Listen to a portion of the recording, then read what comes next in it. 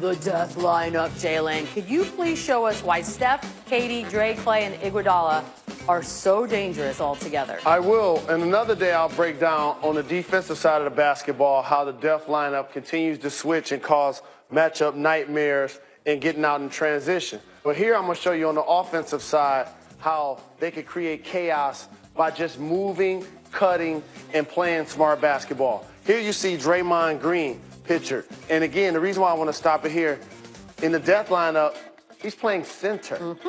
Okay, which is fascinating. So when you talk about grab and go, that's getting the rebound and leading the fast break, or somebody getting an outlet. Normally on most teams, that guy's not your center. That's the center in this case, Draymond Green. Okay, so now we go a little further. Anthony Davis does a good job of stopping him, right? So guess what they're gonna do? They're gonna reset. They'll kick it out to Steph. So he got two people. Now here's the funny thing about this play. I love this so much. Watch Mirotic the entire play. Steph Curry continues to probe the defense, as we call it. Anthony Davis does a really good job. They're picking on this guy. I don't like this. And watch Draymond Green. Andre Iguodala, really patient. Everybody keep moving, like your hair's on fire. Clay, somebody's guarding you. Steph, nobody's guarding you. So what he's gonna do? He's gonna find an open spot. And he's gonna just empty out to give him a free shot. And watch how Andre Iguodala, he's just gonna direct traffic to give up a good shot, to get a great shot. He does direct traffic. And before you know it, bang, bang. What was he doing? That was a whole lot of nothing. Absolutely. Okay, gotcha. No question about it. So Mirotic was in what we call no man's land. We call that Valanciunas spots.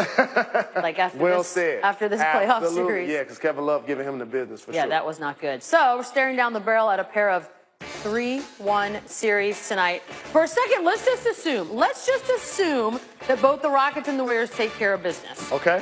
Would this be the most highly anticipated conference finals in recent years?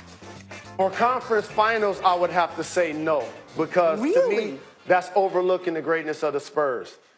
And they've had so many terrific basketball teams led by Tim Duncan, Manu Ginobili, Tony Parker, the ascension of Kawhi Leonard. So to me, when they played against the Golden State Warriors, that was must-see TV. But this is the next best thing because you have the Houston Rockets, James Harden, the presumptive MVP. He added Chris Paul. The Warriors are the defending world champions. This will be a dynamite match. To me, it is the most anticipated conference final in exactly 2 years. When Oklahoma City played Golden State 2 years ago, that was phenomenal, and it was the series that ultimately ruined the sport. Because Kevin Durant, they had that series won, it was over. Klay Thompson put together one of the great second halves of all time, somehow got Golden State out of OKC with that win in Game 6, and Kevin Durant never came back. He winds up going to Golden State, and that was it. That was one of the great series that you'll ever see. Golden State was on the verge of being done with 73 wins that year. To me, that was an even more anticipated series than this. But to say it ruined I think the sport is Kevin better Durant than ever. winds up there. Except, watch Golden State go rampaging through that series that we're sitting here anticipating so much, and then go rampaging through the final, and tell me how great it is. So you're saying that if this, if we get a Houston Golden State, that's just, it's not even going to be close? I do not believe, I'm on record, so long as Steph Curry is healthy, I do not believe there will ever come a point in this postseason that you think to yourself, Golden State is going to lose. I don't mean one game, but I mean that they're going to lose the series and get knocked out. I do not believe there will ever be a moment you'll think that. I would love to make a comment for you and people that feel like you feel about them ruining the sport. Those people have to pay more attention to NBA basketball. The Lakers and the Celtics basically occupy 50% of the championships that have happened. Was Bill Russell and Red Auerbach ruining the sport when they won 11 championships in 13 years? Yeah, but there's only 8 teams then. I mean, it was completely different then. Correct. There was a reasonable dispersal of the best players in the world, and they just happened to be the best, with the single best one in Russell and the greatest coach of all time. Does Daniel Day-Lewis ruin movies when he wins every Oscar every time? I mean, how many Oscars does he have? Like 1,000, Greeny. If he literally won and then every single year. He retired on top. But also, Greeny, that means that you continue to diminish everything that happens except the championship. Right. We are talking about a rookie class that, like, we haven't talked about in a really long time. What about all of the storylines that we've had throughout the regular season? This first round series was amazing in both conferences. So if you want to just dumb down everything and say the Warriors are favorite, that's one thing. but that's not necessarily appreciating the journey at all. I do agree with him in the sense of I have loved this regular season more than most. I have loved the anticipation heading into the playoffs. What has been a bit of a letdown is the idea now that the inevitable is once again upon us and we are going to have the same faces. I get that feeling, but that doesn't take away from the fact that this has been a great run. Last season was the first time in the history of the NBA that the same two teams faced one another in the finals. The first time ever. 3 straight years, you mean? Correct. Yeah. The Cavs, and that was the first time that has ever happened. And it might happen a 4th straight time now. And look, the only thing I'll say to finish this is I'd love to be wrong. I would love for me to be wrong and you to be right. How about this for theater? Isn't LeBron James the best player in the world? Yes. Okay. If he plays against the Golden State Warriors, aren't they the best team? The Warriors? Yes. Yes. Okay. That's what we want in sports. The best player and the best team facing each other in the biggest moments. Listen, I've got to get to this other stuff here, but you know, because you've probably been to a million AAU games, and so have I, that usually in the first 2 minutes, you can say, this game shouldn't be played, right? How many games have you been to that should not be played? It's not fun for either side, because one team it's going to be 88-9, and that's not going to be fun. That's what Golden State looks like. Half the nights they play in the NBA. It's not supposed to look like that. Look, I hope I'm wrong. I hope you're right, and I'm wrong, and it winds up being a classic 7 games, and Houston beats them. That would be phenomenal. They didn't look like that when they just got beat by the Pelicans by 25 points. And then they came out the next night. Kevin Durant realized he's supposed to be playing in this series, and it was a complete non-game. But let's not act like they win in every game by 30 points. That's not happening either. All right, let me get you to some hockey. Alexander Ovechkin has finally done it.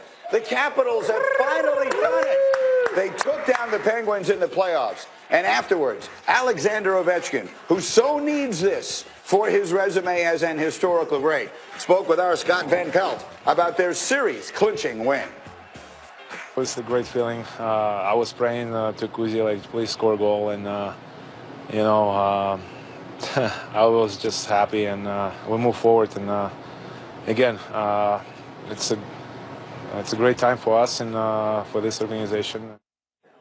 That's amazing. All right, so he gets the win. More hockey out west last night. Philip Forsberg scored twice, including that ridiculous goal. Forsberg again. Goes between his own legs to keep Nashville's season alive, forcing a Game 7 against the Jets, who'll be playing their first Game 7 in their franchise history. And then there's one more from hockey that we just need to get in here because it's the story that just keeps on giving. My God. Brad Marchand made headlines in this Bruins series loss to the Lightning when he got reprimanded for licking an opposing player. The reprimand for licking an opposing player. And it seemed like everyone had jokes on the topic, including some other teams in the NHL. The Montreal Canadiens took to Twitter, calling out Marchand, tweeting, without naming names, just a reminder that licking is frowned upon on the golf course as well. But Marchand had a good response. Funny, throwing shade when you were out of the playoff race since October. Well, that's fair. I mean, that's a fair comeback. You know so what? I'll That's say this. Fun. Good. I hate the licking. I mean, I'm way down on the licking, but I think he won that Twitter battle. SportsCenter tonight, 6 Eastern, right after PTI. Red Sox, Yankees. Tim Kirchin's talking about it. Closer look at the Warriors, and is the time right for Tiger to win the Players this weekend? At SportsCenter on ESPN and the ESPN app, right after PTI. All right, coming up next, Dwight Howard has firsthand experience watching LeBron at his best. We will ask him in studio about the differences between then and now. And that brings us, Jalen, you're going to like this. Bring Dwight Howard in. I was going to talk trash about him. We got Howard. Listen to this. He's one of just 3 players to average at least a dozen rebounds per game among those whose careers began after the 76 merger. So Hembo is setting the minimum at 500 games played. Jalen takes a stab at this. Who were the other 2?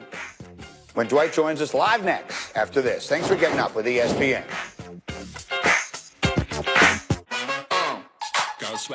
Turn up your swagger game with One A Day Men's. Get ready for the wildlife.